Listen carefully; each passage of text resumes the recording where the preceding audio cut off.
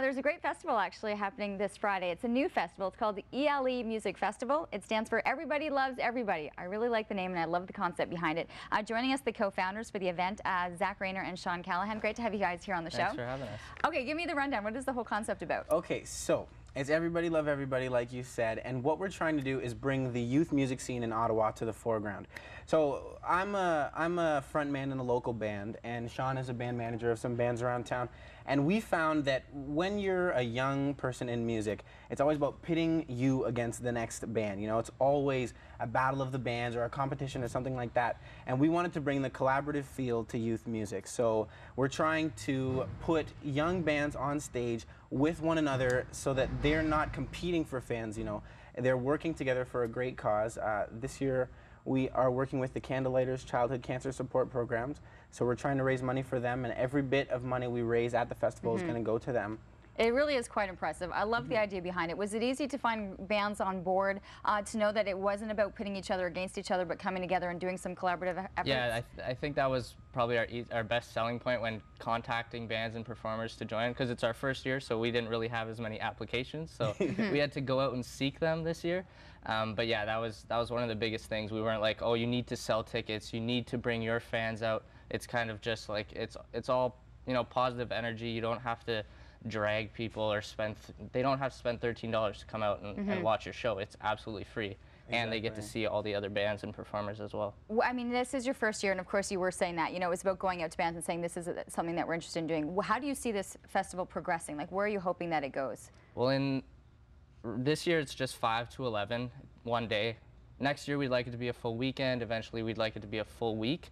We'd also like to expand to other schools in Ottawa, so maybe have one at Algonquin and Carleton. And as we mentioned, we're trying to do a collaborative feel where we have, you know, a rapper collaborate with a rock band to make it a really one-of-a-kind show that you can't see anywhere else. And it's a little harder to get that done in our first year because we're just starting it, and it's a lot of work for the performers to try and coordinate doing that. So in future years, we'd like to make that a mandatory thing. So everything is collaboration.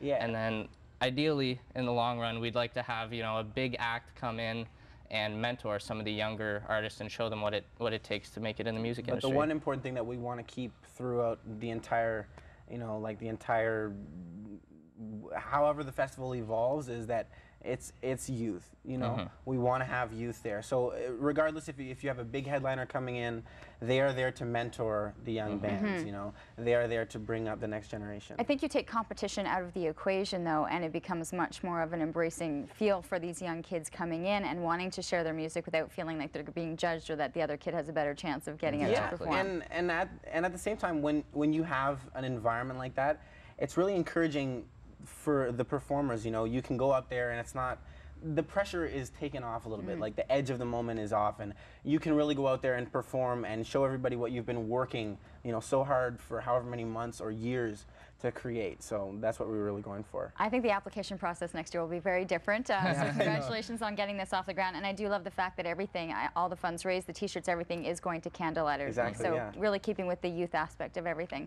Good luck with it. People can they get tickets? So when are they heading in? 5 to 11 on Friday night. 5 to 11 Friday night. You don't need tickets, so you can show up and you can just walk right in. Walk right in. Walk right in. You can find our T-shirts there. Our T-shirts are online at King of Arts Clothing. kingofarts.com is where you can get them. Exactly, kingofarts.com. And that's our clothing sponsor. You can get them there. Awesome. Congratulations. Good luck with it. I'm sure you'll hopefully get a lot of kids, and especially too if you're into music, great place to go on your Friday night.